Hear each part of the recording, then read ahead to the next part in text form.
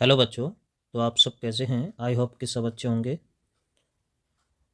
किसी कारणवश live class नहीं हो पाई है, लेकिन अपन रिकॉर्डेड क्लास में ही सारा मटेरियल प्रोवाइड कराएंगे। आप चिंता ना करें, अच्छे से स्टडी करते रहें। हम आपके साथ हैं, टेंशन ना लें बिल्कुल भी। तो चलिए बिना देरी किए हुए अपनी वीडियो को स्टार्ट करते हैं। तो आज अपन पढ़ने वाले हैं, इसमें पहला टास्क अपना था क्या, 25 क्वेश्चन हम कवर करेंगे प्लस MCQ करने वाले हैं आज। ओके, तो इसको अपन कवर करेंगे आज की क्लास में। ऐसे ही 4 दिन लगातार हम सारे क्वेश्चन कवर करेंगे और बहुत अच्छे तरीके से पूरी बायोलॉजी को अच्छे से स्टडी कर लेंगे और बहुत अच्छे मार्क्स लेके आएंगे। ठीक है, चलिए वीडियो को अपन स्टार्ट करते हैं। सबसे पहला क्वेश्चन अपना जो बनता है कि सेब को आवासीय फल क्यों कहा जाता है और इसका मुख्य खाद्य भाग कौन सा है। ओके, आवासीय मतलब फॉल्स फ्रूट की बात कर रहे हैं अपन, और उसका एडिबल पार्ट कौन सा है, एप्पल का। हाँ? तो आपने पढ़ा होगा कि अंडाशय जब पकता है तो उससे सत्य फल का निर्माण होता है। यानी अंडाशय अगर प्राकृतिक रूप से या वनस्पतिक रूप से पक रहा है तो उसको सत्य फल कहा जाता है। लेकिन अंडाशय के अलावा अगर पुष्प का कोई भी भाग फल की रचना करता है तो उसे हम क्या कहते हैं, असत्य या आभासी फल कहते हैं। ठीक है, सेब में अगर हम बात करें तो सेब में कौन सा भाग है, पुष्पासन वाला भाग या थैलेमस वाला भाग है जो इस फल की रचना करता है, और ये एक आभासी फल भी है। और इसका मुख्य खाद्य भाग कौन सा है, पुष्पासन वाला भाग होता है। अगर यहाँ पे कंपैरिजन देखें तो यहाँ पे देख सकते हैं हम कि पेडिसल पुष्परंध्र, ये आपको नीचे दिखाई दे रहा है, जैसे एप्पल में अपन पकड़ते हैं ना ऊपर की ओर, वो वाला भाग है। और जो बाह्यदल पुंज है वो नीचे की ओर है इसमें, और ओवरी इसके अंदर है। जबकि ये बाहर जो फूला हुआ भाग है इसको अपन क्या कहते हैं, थैलेमस कहते हैं। इस या कह सकते हैं अपन पुष्पासन कहते हैं। तो आप इसको अच्छे से याद कर लीजिए। इस भाषा का यूज न करते हुए हम डायरेक्ट बोल सकते हैं कि सेब को आवासीय फल इसीलिए कहते हैं क्योंकि इसका निर्माण अंडाशय से न होकर के थैलेमस वाले भाग से होता है, और इसका मुख्य खाद्य भाग क्या होता है, पुष्पासन या थैलेमस ही होता है। ओके, चलिए नेक्स्ट क्वेश्चन अपन देखते हैं इसका। नेक्स्ट क्वेश्चन बनता है अपना, परागकण की भित्ति की रचना में टेपिटम की भूमिका। यानी जब पॉलन ग्रेन बॉल फॉर्मेट होती है,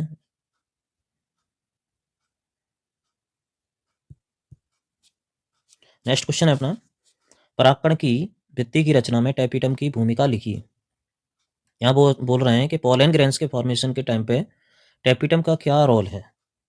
तो टेपिटम हम बात करें तो इधर डायग्राम में थोड़ा देखते हैं अपन। ये फ्लावर है, पुष्प की संरचना है। इसके अंदर अगर हम मेल पार्ट की बात करें तो मेल पार्ट क्या होता है, ये एंथर वाला पार्ट है, या कह सकते हैं अपन परागकोश वाला पार्ट है। ठीक है, इस परागकोश की अगर हम टीएस कार्ड को देखते हैं तो टीएस कार्ड में हमें कुछ गोलाकार संरचना नजर आती है जिसमें 4 भित्तियां नजर आती हैं। इसमें हम सबसे अंदर वाली भित्ति की बात करें इसकी, तो इसको कहते हैं अपन क्या, टेपिटम। यही टेपिटम क्या करती है, इस बीजाणुजन ऊतक के अंदर जो पराग कण बन रहे होते हैं या परिपक्व हो रहे होते हैं उनको पोषण देने का काम करती है। तो सबसे पहले अपन को क्या याद रखना है कि ये परिपक्व परागकणों को पोषण देने का काम करती है। नेक्स्ट है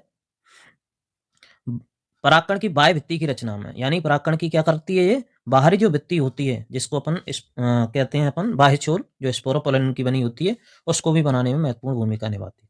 साथ ही साथ में जब लघु बीजाणु जनन की क्रिया होती है, यानी परागकण जब बन रहे होते हैं उस समय ये क्या करती है, विभिन्न प्रकार के अमीनो अम्ल, एंजाइम और हार्मोन का भी उत्पादन करती है जो परागकणों की परिपक्वता के लिए आवश्यक होते हैं। तो इसमें से 2 आपको अच्छे से याद रखना है कि टेपिटम का काम क्या है, परागकण की बाह्य भित्ति के निर्माण में महत्वपूर्ण भूमिका निभा रही है और परिपक्व परागकणों को पोषण दे रही है। यानी क्या बोलेंगे अपन, पोलन ग्रेन्स की जो आउटर वॉल है या आउटर मेम्ब्रेन है उसका फॉर्मेशन कर रही है, एक्जैन का फॉर्मेशन करती है और पोलन ग्रेन्स को न्यूट्रिशन प्रोवाइड कराती है। ओके, चलिए नेक्स्ट क्वेश्चन देख लेते हैं अपने इसका। ये भी अच्छा क्वेश्चन है, विपुंसन और बैगिंग। विपुंसन मतलब इमैस्कुलेशन और बैगिंग मतलब तैलीकरण। ये कृत्रिम परागण की क्रिया है या कह सकते हैं आर्टिफिशियल हाइब्रिडाइजेशन की प्रोसेस है। इसमें क्या किया जाता है, देखो पहली जो प्रोसेस है विपुंसन, इसमें जो मेल वाला पार्ट होता है या कह सकते हैं अपन जो स्टेमन पुंकेसर वाला भाग, उसको द्विलिंगी पुष्प से हटाया जाता है। ऐसा क्यों किया जाता है? ऐसा इसीलिए किया जाता है जिससे उसमें उस पुष्प में स्वपरागण की क्रिया ना हो। अगर स्वपरागण हो जाता है तो फिर आर्टिफिशियल हाइब्रिडाइजेशन हुआ ही कहाँ से, कृत्रिम परागण हुआ ही कहाँ से। कृत्रिम परागण के लिए क्या कर रहे हैं अपन,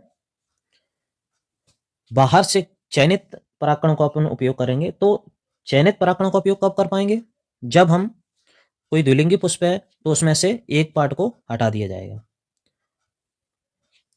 तो अगर हम मेल पार्ट को हटा रहे हैं चिमटी की सहायता से या कैंची की सहायता से, तो वो प्रक्रिया कहलाती है क्या? विपुंसन कहलाती है। इतना याद रखें, ठीक है।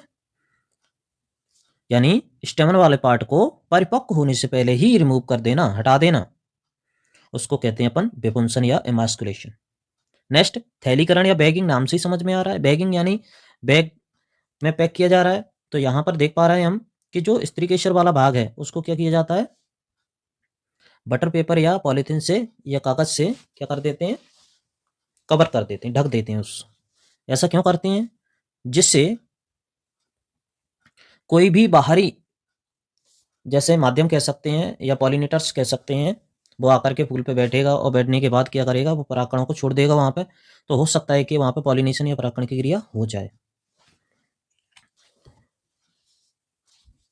तो कृत्रिम परागण ना हो उसके लिए क्या कर रहे हैं अपन, उसके लिए अपन करते हैं कि जो स्त्रीकेसर वाला भाग है उसको बटर पेपर या पॉलीथीन से कवर कर देते हैं। ओके, तो एक लाइन में अगर याद रखना है, पुंकेसर वाले भाग को हटाना कहलाता है विपुंसन और स्त्रीकेसर वाले भाग को कवर करना कहलाता है थैलीकरण। ओके,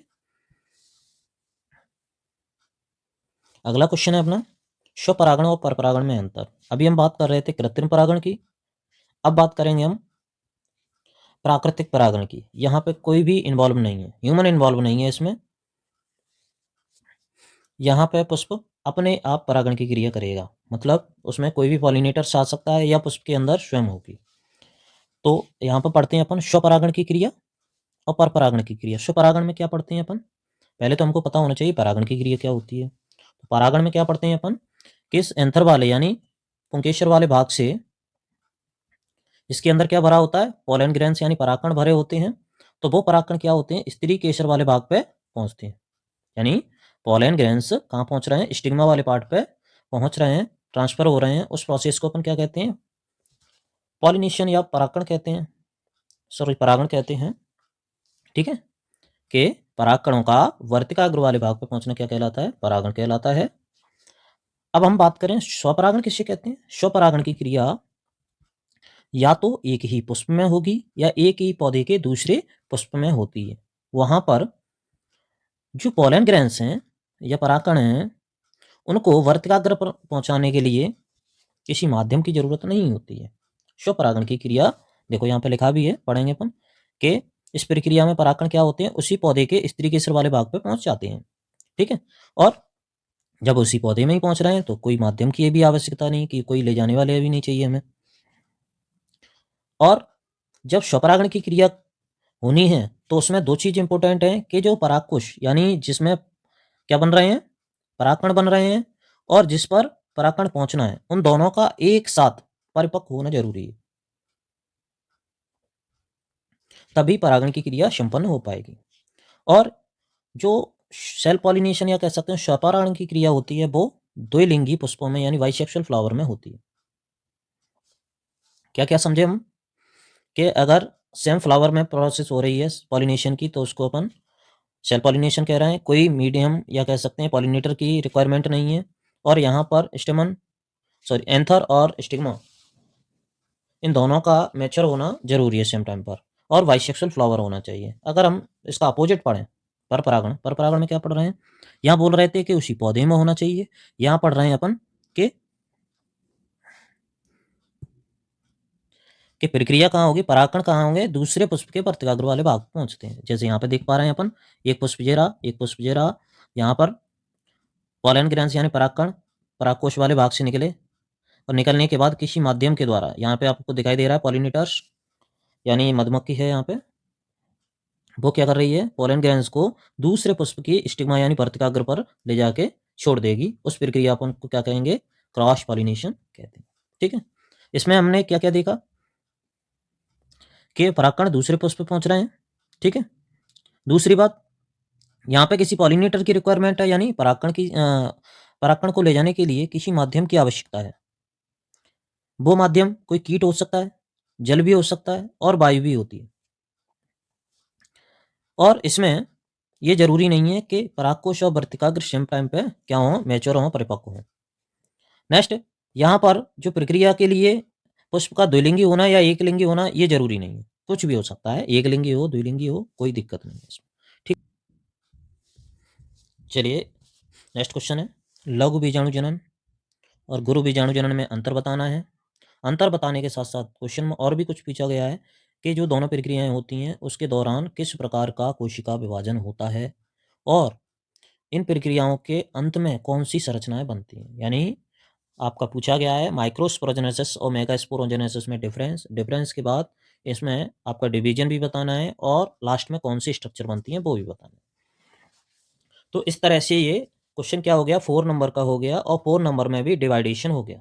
क्या हो गया कि यहाँ पर डिफरेंस जो बताना है, अंतर बताना है, वो 2 नंबर में बताना है। वहीं डिवीजन कौन सा है वो 1 नंबर का हो गया और स्ट्रक्चर कौन सी बनती है वो भी 1 नंबर का हो गया। तो चलिए इसको देख लेते हैं अपन क्या बताया जाता है। लघु बीजाणु जनन, नाम से समझ में आ जाएगा कि लघु बीजाणु का निर्माण होना क्या कहलाता है, लघु बीजाणु जनन कहलाता है। इसमें क्या बताया जाता है, इसमें लघु बीजाणु मात्र कोशिका से लघु बीजाणुओं का यानी कह सकते हैं परागकणों का निर्माण होता है, इतना समझिए। यानी कोई भी कोशिका है, एक मात्र कोशिका यानी मदर सेल होती है, उससे कोई भी संतान बनती है। यानी क्या बोल रहे हैं अपन, लघु बीजाणु मात्र कोशिका, एमएमसी कहते हैं जिसको अपन, माइक्रोस्पोर मदर सेल से क्या हो रहा है, परागकण बन रहे हैं। उस प्रक्रिया को अपन क्या कहते हैं, लघु बीजाणु जनन। गुरु बीजाणु जनन किसे कहते हैं, इसको भी अपना एमएमसी बोलते हैं, मेगास्पोर मदर सेल। गुरु बीजाणु मात्र कोशिका से क्या बनेगा, अंड कोशिका बनेगी, ठीक है। परागकणों को हम नरयुग्मक कह सकते हैं, ये नरयुग्मक बनते हैं आगे जाकर के, और इसको अपन मादा युग्मक कहते हैं, ठीक है।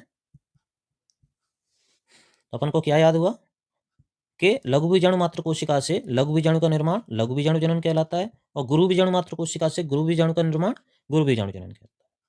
दूसरा पॉइंट क्या देखना है हमको कि एक लघु बीजाणु मात्र कोशिका से कितने बनते हैं, 4 लघु बीजाणु बनते हैं। वहीं एक गुरु बीजाणु मात्र कोशिका से 4 गुरु बीजाणु तो बनते हैं, लेकिन उनमें से एक ही सक्रिय रहता है। ओके, एक लघु बीजाणु मात्र कोशिका से 4 लघु बीजाणु बनेंगे। वहीं इधर हम बात करें तो एक गुरु बीजाणु मात्र कोशिका से 4 गुरु बीजाणु तो बनते हैं, लेकिन सक्रिय एक ही रहता है, ठीक है। अब इन दोनों घटनाओं के दौरान होगा क्या, कौन सा कोशिका विभाजन होता है, तो अर्धसूत्री कोशिका विभाजन होता है, ये बात याद रखना।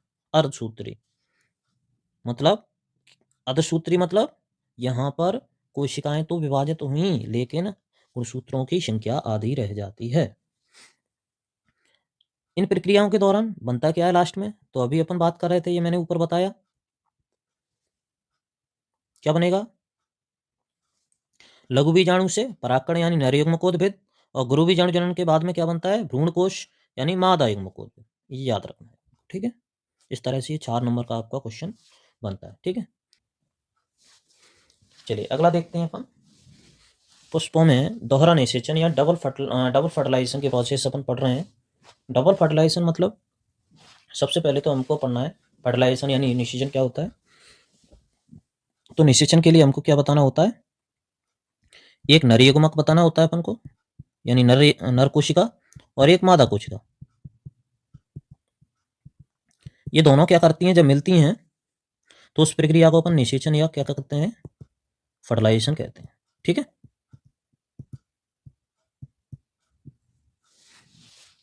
जब नर युग्मक और मादा युग्मक दोनों मिलते हैं तो उस प्रक्रिया को अपन क्या कहते हैं, फर्टिलाइजेशन या निषेचन बोलते हैं, ठीक है। पौधों में इस प्रकार की प्रक्रिया 2 बार होती है। तो 2 बार कैसे होती है ये अपन देख लेते हैं। पहले इसकी परिभाषा क्या है कि दोहरा निषेचन क्या है, पुष्प में होने वाली एक अनोखी प्रक्रिया है जहां पे 2 बार निषेचन की प्रक्रिया होती है। ये प्रक्रिया कब होती है, परागण के पश्चात। परागण के पश्चात क्या होता है, परागनलिका बनती है, परागनलिका से होते हुए 2 नर युग्मक, यहाँ पे देख रहे हैं ये परागनलिका है, और परागण के बाद की क्रिया है, यहाँ से होते हुए 2 नर युग्मक, ये आपको नजर आ रहे हैं यहाँ पे 2 नर युग्मक कहाँ पहुंच रहे हैं, बीजांड में या कह सकते हैं ओव्यूल में एंटर करते हैं। एंटर करने के बाद उसमें हम बात करेंगे एक नर युग्मक यानी एक मेल गैमेट क्या करता है, आपकी ये एग सेल जो दिखाई दे रही है इसमें अपन स्ट्रक्चर देखते हैं तो ये बीजांड यानी ओव्यूल की स्ट्रक्चर है।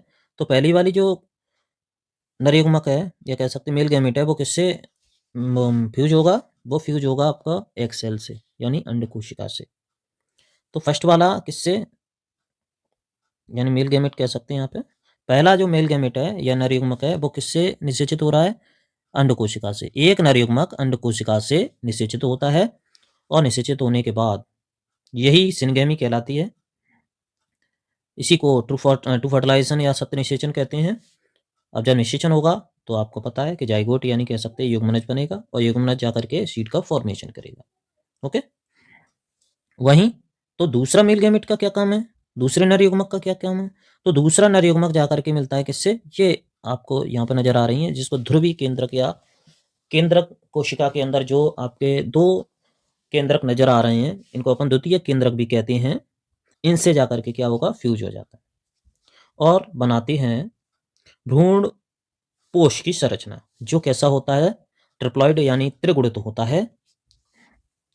और इस प्रक्रिया को हम त्रिशल्यन भी कहते हैं। क्यों कह रहे हैं त्रिशल्यन, त्रिशल्यन कहने का कारण है कि एक नरयुग्मक और दो ध्रुवी केंद्रक, यानी एक कौन आया, एक नरयुग्मक और दो ध्रुवी केंद्रक, एक नरयुग्मक दो ध्रुवी केंद्रक। अब यहां पर आपको कितनी संरचना नजर आ गई, 2+1 यानी मतलब 3, तीन संरचनाएं नजर आ रही हैं। तो तीन संरचनाएं जब एक साथ फ्यूज हो रही हैं तो उसको अपन त्रिशल्यन कहते हैं। त्रि मतलब तीन, शल्यन मतलब मिलना, तीन संरचनाओं का मिलना। ठीक है, और इसके बाद बनता क्या है, इसके बाद बनता है भ्रूणपोष। जिसका काम क्या है भ्रूणपोष का, भ्रूणपोष का काम क्या होता है, जब तक जाइगोट सीड में कन्वर्ट नहीं हो जाता तब तक उसको न्यूट्रिशन प्रोवाइड कराता है। ये कि नोट भी है इसमें, आप चाहें तो बोर्ड में लिख के आ सकते हैं, नहीं चाहें तो कोई बात नहीं है, कि एच जी नवाश्चन जो साइंटिस्ट थे उन्होंने दोहरा निषेचन की खोज की थी। पौधे हैं लिलियम और फ्रिटिलेरिया में। ठीक है, तो क्या समझ में आया कि परागण के बाद ये प्रक्रिया होती है जिसमें से अपन बताएंगे कि पराग नली से होते हुए दो नरयुग्मक बीजांड में प्रवेश करते हैं। प्रवेश करने के बाद एक नरयुग्मक अंड कोशिका से जाकर के निषेचित होता है और जो युग्मनज में यानी जाइगोट में बदल जाता है, इसे सिनगेमी कहते हैं। और दूसरा नरयुग्मक केंद्रक कोशिका में जो ध्रुवी केंद्रक हैं यानी दो ध्रुवी केंद्रक हैं उनसे जाकर के मिलेगा और मिलने के बाद क्या बनाएगा, भ्रूणपोष का निर्माण करता है। इस प्रक्रिया को अपन कहते हैं त्रिशल्यन। Okay, clear. इसी को अपन डबल फर्टिलाइजेशन भी बोल रहे हैं। नेक्स्ट अपना पॉइंट है इसमें, क्वेश्चन कौन सा है, त्रिशल्यन किसे कहते हैं, यह कहाँ होता है, इसमें कितने केंद्रक शामिल होते हैं। अभी अपन ने बात की है त्रिशल्यन की, तो त्रिशल्यन वही है, कुछ ज़्यादा नहीं पढ़ना है। देखिए यहाँ पे लिखा भी है एक नरयुग्मक और दो ध्रुवी केंद्रक मिल रहे हैं, केंद्रक की बात कर रहा है ना, ये कितने केंद्रक शामिल होते हैं, तो अपन ने बताया एक नरयुग्मक का केंद्रक हो गया, दो ध्रुवी केंद्रक हो गए, इस तरह से त्रिगुणित प्राथमिक भ्रूणकोश का निर्माण हो गया। एक और है, ये कहाँ होती है प्रक्रिया, तो भैया अपन ने अभी पढ़ा है, अपन ने कहाँ होती है ये प्रक्रिया बीजांड में ही तो हो रही है। ये कौन सी संरचना है, बीजांड वाली संरचना तो है, तो दूसरा भी डाउट क्लियर हो गया।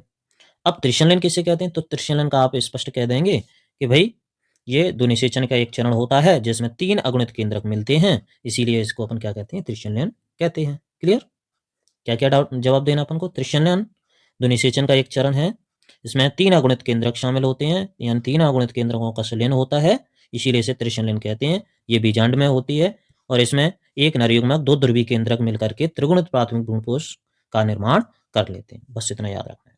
ओके, नेक्स्ट क्वेश्चन है, निम्नलिखित शब्दावलियों को विकासी क्रम में लिखिए तथा प्रत्येक का एक एक कार्य लिखिए। इसमें क्या पूछा गया है, इसमें लघु बीजाणु जनन से संबंधित क्वेश्चन पूछा गया है और यहाँ पर परागकण, परागमात्र कोशिका और नरयुग्म इन तीनों को क्रम से बताना है। सबसे पहले क्या बताया जाता है भाई, हमने पढ़ा है कि मात्र कोशिका ही क्या कर रही है, परागकणों का निर्माण कर रही है, तो सबसे पहले परागमात्र कोशिका आएगी, उसके बाद परागकण बन रहे हैं, फिर नरयुग्म, इस तरह से बताना और तीनों का काम बताना। अगला क्वेश्चन क्या है, अगला क्वेश्चन है एक परिपक्व परागकण की संरचना, बहुत ज़्यादा आता रहता है ये क्वेश्चन, तो इसके बारे में अपन पढ़ लेते हैं थोड़ा सा, इसके मेन पॉइंट क्या लिखना है अपन को। सबसे पहले जो आउटर वॉल जो बाहर आपको नजर आ रही है, इसको अपन एक्जैन या कह सकते हैं बाह्य चूल कहते हैं। एक्जैन या बाह्य चूल कहते हैं, जो स्पोरोपोलिन की बनी होती है। उसके बाद इसके अंदर वाली जो परत आपको दिखाई दे रही है, इसको इंटाइन या कह सकते हैं अंतः चूल बोलते हैं। उसके बाद जनरेटिव सेल या वेजिटेटिव सेल्स कहते हैं, जिसे हम सॉरी जनरेटिव यानी जनन कोशिका कहते हैं अपन, जनन कोशिका।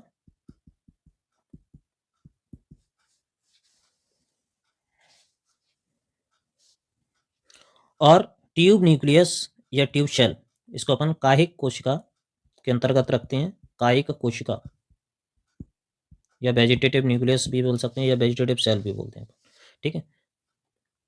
यहाँ पर अगर मैं बात करूँ तो सबसे ज़्यादा मात्रा में किसका हिस्सा है, इस कायिक कोशिका का ही होता है, जनन कोशिका का बहुत कम होता है। और यहाँ पर एक और स्ट्रक्चर आपको याद रखनी है कि ये जो स्पोरोपोरन आपको नज़र आ रही है, सबसे बाहरी जो परत है, जहाँ जहाँ पर नज़र नहीं आएगी, जैसे यहाँ पर नहीं है, इधर नहीं है, इधर नहीं है, उस एरिया को क्या कहते हैं हम, उस पॉइंट को अपन बोलते हैं जरमपोर या जनन छिद्र, ठीक है। तो हमको क्या याद रखना है, पहला सबसे बाहरी परत, दूसरा सबसे अंदर वाली अंतःचूल, तीसरा जनन कोशिका, चौथा कायिक कोशिका और पांचवा जनन क्षेत्र। ये 5 नाम आपको याद रखना है इसमें परिपक्व परागकण की संरचना, ठीक है। इस तरह से अपना मैच्योर पोलन ग्रेन्स की स्ट्रक्चर बन जाए।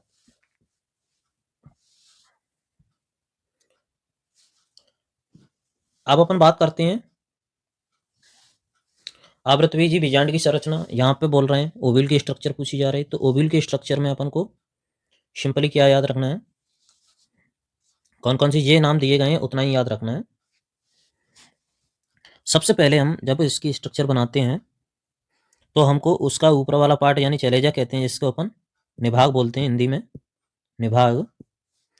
और इसके जस्ट अपोजिट में माइक्रोपाल यानी बीजांड द्वार होता है। उसके बाद यहाँ पर जो फ्यूनिकल लिखा हुआ है, इसको अपन कहते हैं बीजांड वृंत, ठीक है।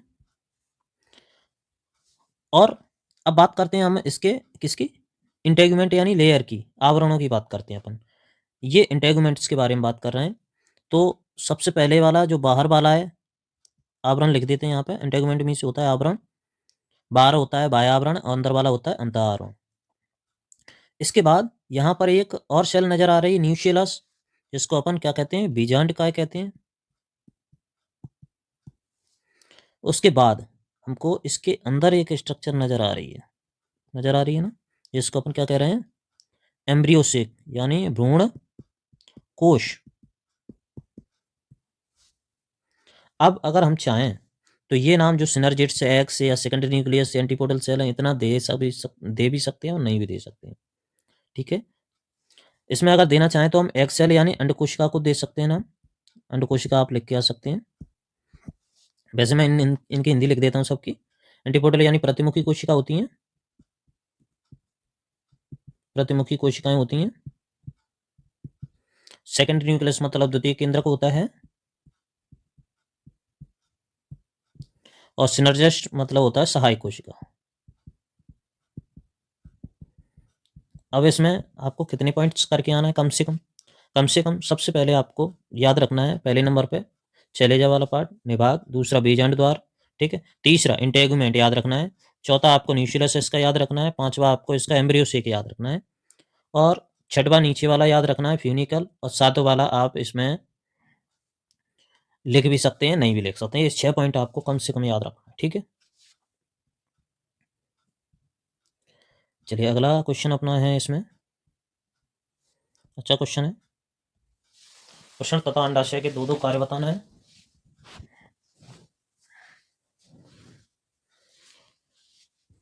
वृषण, अगर हम बात करें तो वृषण की बात करते हैं तो वृषण नर के क्या है, प्राथमिक जननांग है। यानी नर जनतंत्र या नर की अपन मेल की बात करें तो प्राइमरी रिप्रोडक्टिव ऑर्गन है इसका। और वहीं अंडाशय की अगर बात करते हैं अपन, अंडाशय मतलब ओवरी की अगर बात करते हैं अपन, तो ये फीमेल का मेन रिप्रोडक्टिव ऑर्गन है भाई। ऐसे ही टेस्टिस यानी जो वृषण है वो मेल का मेन रिप्रोडक्टिव ऑर्गन है और ओवरी फीमेल का मेन रिप्रोडक्टिव ऑर्गन है। यही जो दोनों स्ट्रक्चर हैं, जिसको अपन क्या कह रहे हैं, अपन टेस्टिस कह रहे हैं और इसको ओवरी बोल रहे हैं, इन दोनों का फंक्शन बताना है क्या क्या होता है।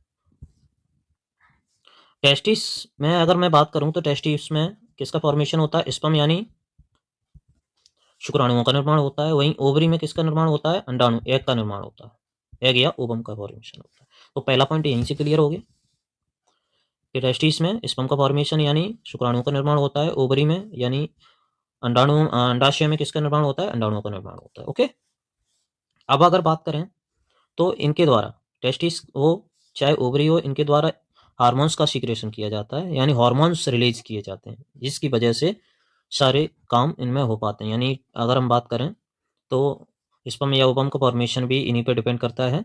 ठीक है, तो टेस्टिस से टेस्टोस्टेरोन, याद रखना, टेस्टिस और टेस्टोस्टेरोन, ठीक है। वृषण से कौन सा हार्मोन, टेस्टोस्टेरोन। लेकिन वृषण से टेस्टोस्टेरोन हिंदी में याद नहीं होगा, लेकिन इंग्लिश में जरूर हो जाएगा, टेस्टिस और टेस्टोस्टेरोन। टेस्टिस से टेस्टोस्टेरोन, ये हार्मोन सीक्रेट हो रहा है, जो क्या काम कर रहा है, नर में द्वितीयक लैंगिक लक्षण यानी मेल सेकेंडरी सेक्सुअल कैरेक्टर को क्या कर रहा है, कंट्रोल करने का काम करते हैं।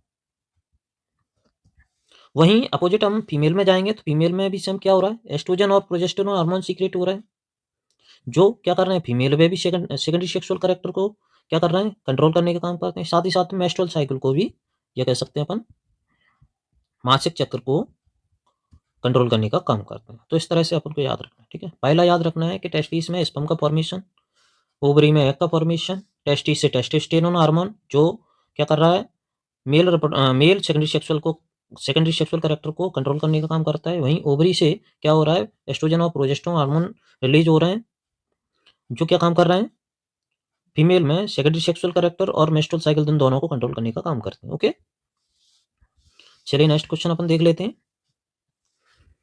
मानव में वृषण उदर गुहा के बाहर क्यों स्थित होते हैं, और उस थैली का भी नाम बताना है जिसमें ये स्थित होते हैं। क्या बोला जा रहा है, ह्यूमन में जो टेस्टिस होते हैं वो एब्डोमेन कैविटी के आउटसाइड में क्यों होते हैं हमेशा, और उस पाउच का भी नाम बताना है साथ में। तो अपन याद रखेंगे, ये अगर बात करें ह्यूमन बॉडी है या मेल रिप्रोडक्टिव सिस्टम है, नर का जनन तंत्र का डायग्राम आपको शो हो रहा है। इसमें ये जो संरचना आपको नजर आ रही है, वृषण जिसको हम टेस्टिस कह रहे हैं, ये मेल बॉडी से यानी नर के शरीर के बाहर स्थित होते हैं, ये बॉडी के अंदर नहीं होते। जैसे महिला में अंदर होते हैं, वैसे ही ये पुरुष में नहीं होते, पुरुष में ये बॉडी से बाहर होते हैं। ऐसा रीजन क्या है, क्या रीजन है कि ये जो टेस्टिस हैं या वृषण हैं वो शरीर के अंदर ना होते हुए बाहर हैं। तो इसका मेन रीजन क्या है, सबसे पहले तो अपन इसके बारे में बात करें। मेन रीजन है, ये हमारी बॉडी के टेम्परेचर को कंट्रोल करता है। ठीक, ये वृषण बाहर हम देख पा रहे हैं कि एक वृषण कोश नामक थैली में मौजूद है। और वृषण कोश का काम क्या है, वृषण कोश का काम है, ये वृषण को क्या करता है, थोड़ा कम टेम्परेचर देता है। कम कितना, बॉडी टेम्परेचर से 2 से 3 डिग्री से कम, बॉडी टेम्परेचर से 2 से 3 डिग्री से कम। ऐसा करता क्यों है, ऐसा इसीलिए करता है जिससे शुक्राणुओं का या स्पर्म का फॉर्मेशन सही से हो पाए। अगर ऐसा ना किया तो क्या होगा, अगर ऐसा नहीं किया जाता है तो हो सकता है कि उसमें स्पर्म का फॉर्मेशन हो ही ना, शुक्राणु का निर्माण ही ना हो। तो याद हुआ, वृषण मानव शरीर के बाहर, या कह सकते हैं उदर गुहा के बाहर वृषण कोश नामक थैली में मौजूद होते हैं। वृषण कोश का काम होता है वृषण को शरीर के तापमान से 2 से 3 डिग्री से तापमान कम देना, जिसकी वजह से शुक्राणुओं का निर्माण सही से होगा। और अगर ऐसा नहीं होता है तो शुक्राणुओं का निर्माण संभव नहीं। अलग से भी हमको पॉइंट डाल देना है क्योंकि उसने अलग से पूछा है। तो वृषण कोश नामक थैली में ये मौजूद होता है। तो इस तरह से अपन, यानी वृषण यानी टेस्टिस कहाँ मौजूद होते हैं, स्क्रोटम में मौजूद होते हैं। ओके,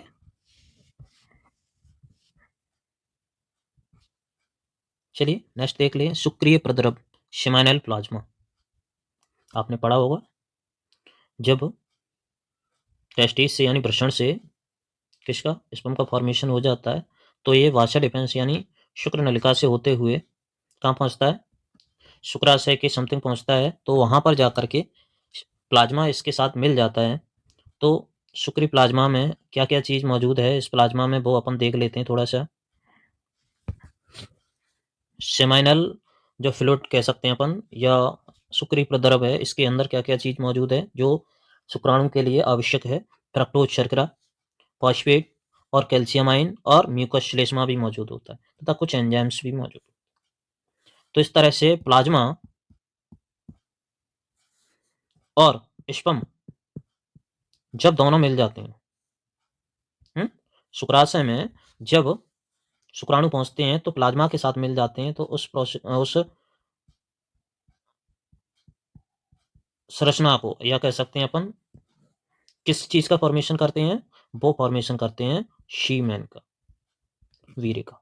ठीक है, जब शुक्राणु शुक्राशय में पहुंचते हैं तो वहां पर उन्हें न्यूट्रिशन प्रोवाइड कराया जाता है और वो सेमाइनल प्लाज्मा के साथ या शुक्र प्रद्रव के साथ मिल जाते हैं। मिलने के बाद वो वीर्य का, या कह सकते हैं सीमेन का फॉर्मेशन करते हैं। नेक्स्ट क्वेश्चन है, शुक्राणु जनन किसे कहते हैं? संक्षेप में शुक्राणु जनन का वर्णन करना है। शुक्राणु जनन मतलब स्पर्मेटोजेनेसिस के बारे में पूछ रहा है वो, और वो भी किस, उसमें शॉर्ट नोट, बिल्कुल शॉर्ट में बताना है अपन को। तो शॉर्ट में कितना बता पाएंगे भाई, प्रोसेस तो प्रोसेस है, लेकिन फिर भी हम चाहेंगे कि उसको सरल से सरल करके बताएं। सबसे पहले उसमें डेफिनेशन पूछी है उसने, तो शुक्राणु जनन मतलब शुक्राणुओं का बनना। तो शुक्राणुओं का निर्माण होना या बनना क्या कहलाता है? शुक्राणु जनन की प्रक्रिया कहलाती है। ये कहाँ होती है? नर में होती है, यानी नर के शरीर में होती है। कहाँ होती है? वृषण में। नर के शरीर में भी वृषण में होती है, जो उसका प्राथमिक जननांग कहलाता है। ठीक, ऐसा भी अपन शॉर्ट में बोल सकते हैं कि नर में वृषण द्वारा शुक्राणु का निर्माण होना शुक्राणु जनन कहलाता है। और इस प्रक्रिया को कंप्लीट होने के लिए 2 स्टेप कंप्लीट करने होते हैं। पहला स्टेप है स्पर्मेटेड का फॉर्मेशन होता है, दूसरा स्टेप इसका क्या है? उसका कायांतरण होता है। इसमें यानी स्पर्मेटेड का फॉर्मेशन होता है, सेकंड क्या है कि स्पर्मेटेड का मेटामॉर्फोसिस होता है। ठीक है, मेटामॉर्फोसिस में मतलब वो अपना काय का या शरीर का रूप लेता है, स्पर्म का फॉर्मेशन करता है, स्पर्म बन जाते हैं पूरा। तो पहला स्टेप जो है स्पर्मेटेड का फॉर्मेशन, वो बताता है कि किस तरह से एक प्राइमरी जर्म सेल, यानी कह सकते हैं प्राथमिक जनन कोशिका, अर्धसूत्री विभाजन के द्वारा 4 स्पर्मेटेड का फॉर्मेशन करती है। स्पर्मेटेड के फॉर्मेशन में क्या पढ़ते हैं अपन? एक कोई प्राथमिक जनन कोशिका होती है, या प्राथमिक शुक्र कोशिका होती है, सॉरी, प्राथमिक जनन कोशिका, प्राथमिक शुक्र कोशिका तो बाद में आएगी। प्राथमिक जनन कोशिका जो होती है वो क्या करती है? 4 अगुणित, यानी कह सकते हैं 4 हैप्लॉइड स्पर्मेटेड में कन्वर्ट हो जाती है। ठीक है, स्पर्मेटेड के निर्माण वाली प्रोसेस में क्या होगा? कोई एक प्राथमिक जनन कोशिका किसमें? 4 अगुणित स्पर्मेटेड में या शुक्राणु प्रसूं में बदल जाती है। अब इसको अपन डिटेल में और पढ़ेंगे, तो इसके लिए अपन को 3 फेज पढ़नी पड़ती है, 3 अवस्थाएं पढ़नी पड़ती हैं। पहली फेज में क्या होता है? गुणन अवस्था, यानी कह सकते हैं अपन जहां पर कोशिकाएं सिर्फ अपना क्या करती हैं? गुणन करती हैं। और गुणन कब होता है? समसूत्री विभाजन के दौरान। इस डायग्राम में अपन देख सकते हैं कि एक प्राथमिक जनन कोशिका है, इसको अपन प्राथमिक जनन कोशिका कह रहे हैं, जनन कोशिका, जिसमें गुणसूत्रों की संख्या भी कितनी है? 40 है। मल्टीप्लिकेशन फेज मतलब गुणन की अवस्था, और इसने अपने जैसी 2 नई कोशिकाएं बनाई और उसके बाद फिर से डिवाइड हुई, तो इस वाली ने भी 2 बनाई, इस वाली ने भी 2 बनाई, ऐसे और भी बनाएंगी। तो इस तरह से क्या बन जाता है? स्पर्मेटोगोनिया बन जाती हैं। कौन बन जाती हैं? स्पर्मेटोगोनिया या स्पर्मेटोगोनियल सेल बन जाती हैं। तो पहला स्टेप अपना ये वाला होता है, गुणन अवस्था वाला। दूसरा स्टेप क्या होता है? ग्रोथ फेज, यानी इनमें से कोई भी एक सेल आएगी। वैसे तो बहुत सारी सभी सेल अपना काम करती हैं, लेकिन हम यहाँ पे दिखाने के लिए एक सेल को ले लेते हैं। कोई एक सेल आई, एक सेल ने क्या किया? अपने आप में क्या किया? ग्रोथ की। उसी फेज को अपन कह देते हैं ग्रोथ फेज, यानी वृद्धि अवस्था उसकी। ठीक है, जिसमें जो सेल ली हमने उसको प्राइमरी स्पर्मेटोसाइट यानी प्राथमिक शुक्र कोशिका बोला।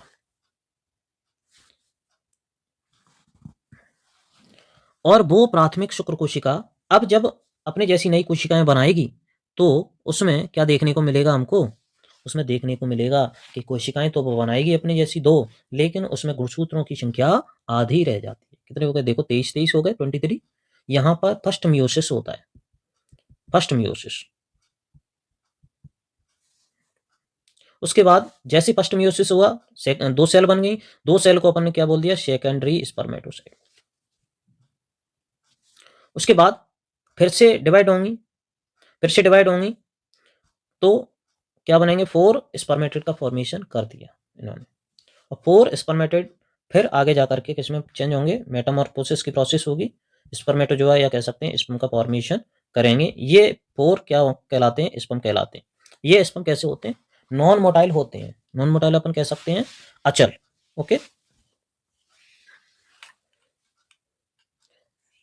चलिए मैं इसको आपको एक बार डायग्राम से समझा देता हूँ जिससे आपको क्लियर हो जाएगा पूरा। ठीक है, ये मैं जो अभी समझा रहा था वो सारे स्टेप हैं, एक बार पढ़ लीजिएगा। ठीक है, हाँ ये वाला और जरूर पढ़ लीजिए थोड़ा सा, कि शुक्राणु जन्म की क्रिया में कौन कौन से हार्मोन शामिल होते हैं। हार्मोन्स में गोनाडोट्रोपिन हार्मोन है, GnRH, LH luteinizing hormone, FSH follicle stimulating hormone और टेस्टोस्टेरोन। ठीक, ज़्यादा याद नहीं रहना है, तो एलएच, एफएसएच और टेस्टोस्टेरोन तो याद रखना ही रखना।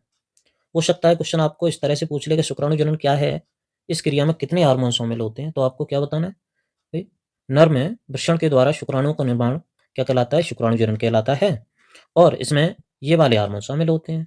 ठीक है, इस तरह से आपको जवाब दे देना है।